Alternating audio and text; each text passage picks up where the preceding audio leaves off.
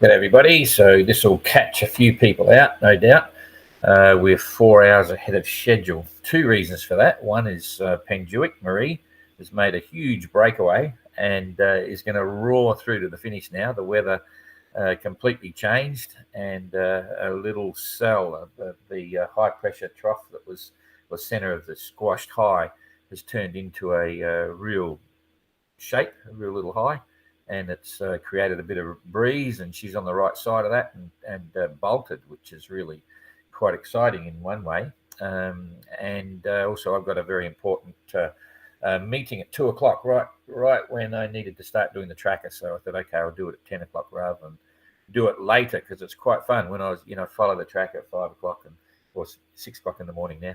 And thought, oh, she's away, so that's good news for her. And the other thing, yesterday we mentioned, I wonder what Sterner was up to, because she just basically wasn't doing the right thing in relation to the weather. That was pretty obviously the usual trade winds, but it turns out they needed to retension their forestay. So to do that, they had to head downwind slowly, put a bit of pressure on the mast tipping forward so they could get there and crank it up, which is usually a big job because they've got reefing gear there as well and a few other things. So it's quite, you don't get to just sort of go, all done. It takes a bit of preparation work, and then it's a very slow process to get it cranked up. So it probably took them a few hours to get the most out of that and see what happens. So that was the story there. No other big news tweets, so we'll get straight into the tracker, and we'll try and explain what's going on. I've actually got Windy here as well to show it in a bit more detail, but you can pretty clearly see there's now this little high has formed right next to him, and previously this was suggesting that it was just going to be this sort of squashed out center, and it was a bit weaker. But when you see this happen, what goes on is the isobars around there, it actually has definition. In other words, it's got a center core right there. So the breeze is starting to circulate around it, which means the breeze on this side has picked up, and they're making tracks. So we still haven't rolled over yet. It should roll over any minute, I believe. So this is 8 o'clock. That's 9 o'clock. No, I haven't got this right. It should roll over any second. Maybe I've got to reboot it here to see what's going on. It's a little bit late. I got this right. We were on at 2 o'clock in the afternoon. It's now 10 o'clock.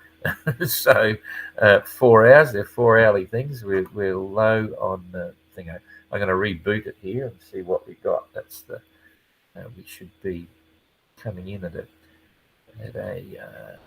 what do we got? No, 8 o'clock. That's correct. Yeah. What am I, too early in the morning? It's not really. It's 10 o'clock here today. It's an overcast, dull day in Les Sables d'Olonne, but we've got it now. So there we go. So there's the 8 o'clock position. Now she's doing 9 knots. She was doing 7.8 before, but now just screaming. And this is big news for them. The others still trundling along with not much breeze. But anyway, that's the basis of what's happened now. It's turned into a little cell, and Marie's on the perfect side. So she's got a real good break here.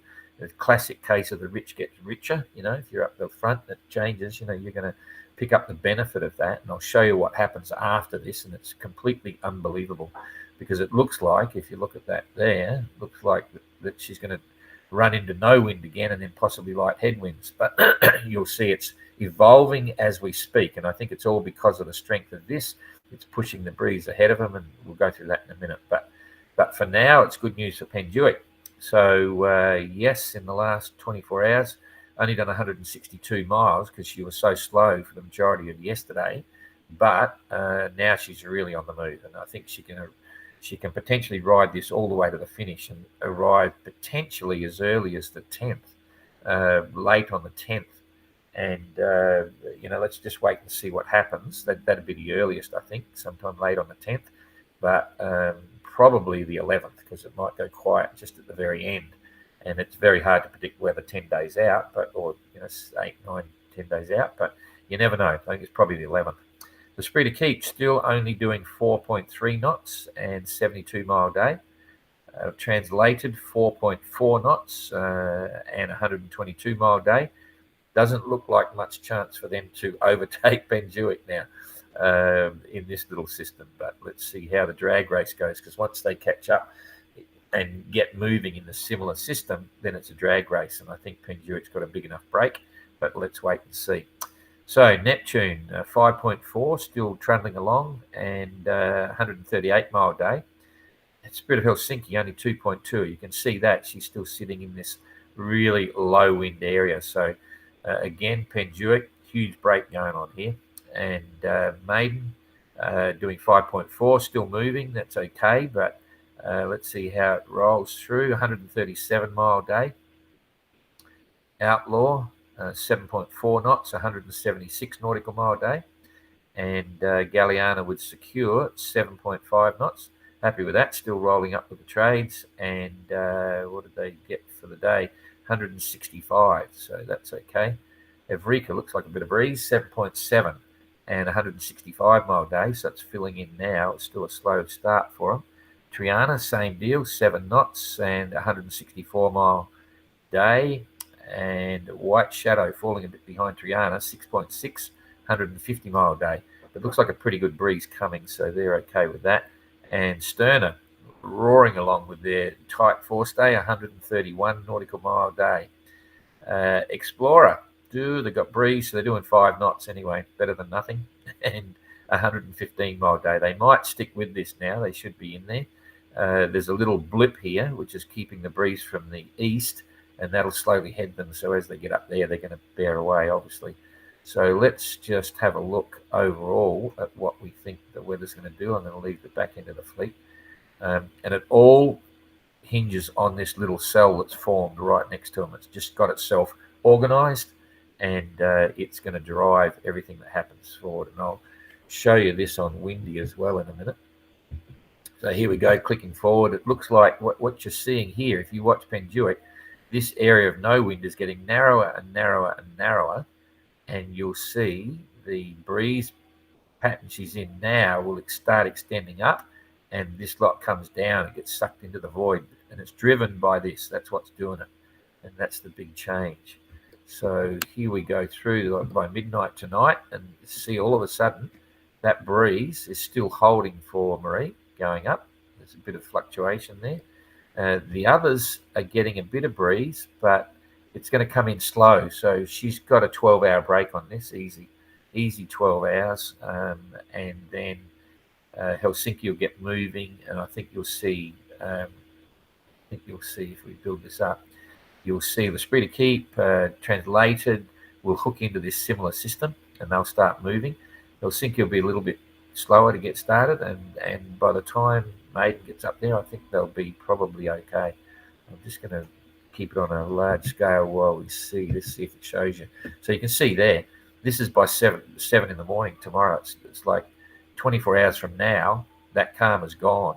And the timing for Benjuic is absolutely perfect, because it's going to hold relatively strong for her as as Marie's going forward. She'll hold that. By the time she gets to the area of no wind, she'll hook into the back bit here, and she's in this system above. The others, as I say, these guys here, let's keep them translated, they'll probably roll through, so they might hold relative. Helsinki's going to lag behind a bit, because it's going to take a while for that to pick up, so they'll only be doing 4s and 5s, maybe 5 or so, and then slowly make it through. But then, coming back to the big picture, you'll see that if they don't hurry up, the middle fleet's going to get trapped, because here it comes. So you can see now, bingo. And this is where I'm pretty confident this is a day and a bit. Let's just go for a size here. We'll keep concentrating on Maiden, for instance. Okay, there's 170 miles. That's like a good solid day's run. And I don't think they're going to get across this gap, for instance, in 24 hours. They might be just here. So there's the risk that what will happen is Maiden and Helsinki, and possibly even Neptune, might not make it through into this gap. The L'Esprit d'Équipe translated, I think they'll make it. Worst case scenario for these three is they won't make it. Certainly Outlaw won't make it, I don't reckon. They're going to get caught with this one. So let's just keep watching the big picture at the start, because this is where this is a make or break situation now, because they're only a couple of thousand miles. In fact, less than that. Yeah, 2,000 miles from the finish.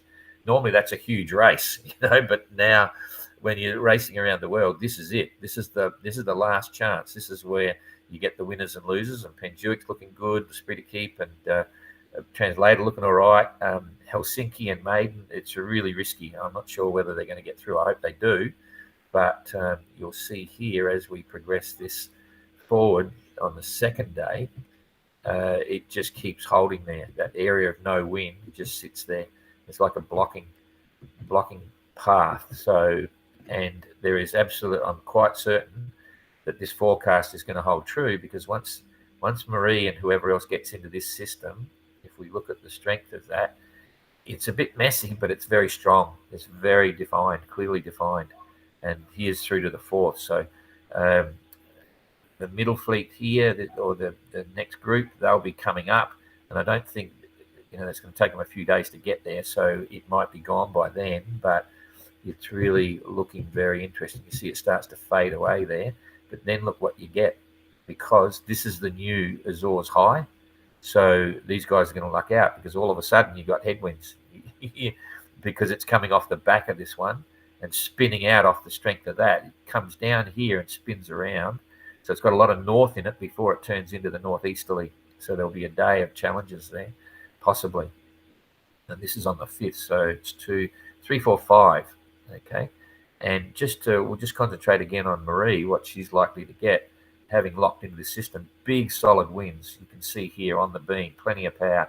There's 30 knots there, and there's going to be some heavy weather, quite possibly. But 30 knots on the beam, roaring up here. She won't get it through to the Azores. She'll end up down the side here. But then it just holds all the way. So she's got some big solid breezes there by the 5th. Taking 3 days up, she'll be coming up here, really nice, solid. So she'll hold that all the way through, and then it's just pushing them through. She's just going to ride through on this lot. Nice breezes, big spinnaker runs, not too heavy, not too light. And this is going through to the 6, 7, all the way through. Everything you look at, it's all favourable winds all the way. So that's why I think she could arrive way ahead of everyone else, and also quite fast. As you see there, by this stage she's going to be up in amongst this. Batten the hatches, pull your head in. It's going to get rough, but it's all in the right direction. So there's through the 8th. She'll get very close by then. And then you go to the 8th, the 9th. Who knows what that'll turn into. That could be quite serious, but again, at least it's not on the nose. It's pulling through. She'll be quite close there. So if this forecast holds true, some heavy weather, but you're through to the 9th. You'll be doing 240, 250 mile days there easily.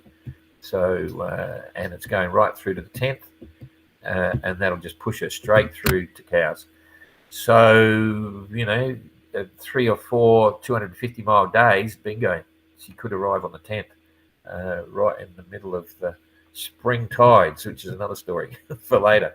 But there it goes. So we tended to focus a fair bit on Marie then, but let's just go back and have an enlarged look at where we think things are going to be standing for the middle fleet.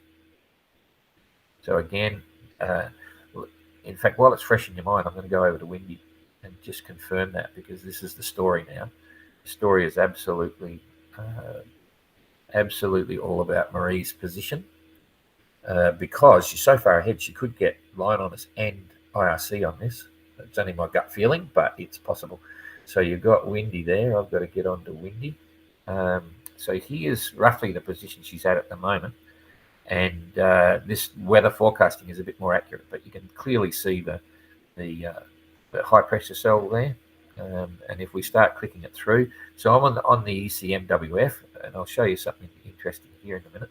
And we're on today's time, real time. If we just have a look, that's the GFS, very similar, just not as intense, but it's basically telling the same story. Even Icon is telling basically the same story. So that tells you that if all three models are aligned, it's pretty accurate. And I start clicking this through, and you'll see that wind band she's on there now. I think I'll build that up one more size here. You'll see, as we mentioned, this is going to extend forward as she's going up. So she'll follow through with that. You can see there, everything's enlarging in front of her. So she'll be following this up. So plenty of time there. This is still all on the first day. This is midnight tonight. But look back here. There's very little wind back here. And this is where I'm hoping that Translated and Esprit de Keep get through. Otherwise, the competition will be hopeless. There'll be nothing, no one breathing down her neck at all. And as for Maiden and so on, Maiden and Helsinki, they're trapped in this lot a little bit. But all this is happening, and you can see Marie's got breeze, but there's a big hole there. And this is through till 24 hours from now. There it is there. And it's just perfect for Marie. The wind is increasing as she goes forward. And even then, by the time she gets there, you can see she drops over the edge and it's favourable wind direction. It might go quieter, but then these two are going to mould together. These two mould together. Look at that. It's all gone. And it just comes into the one system.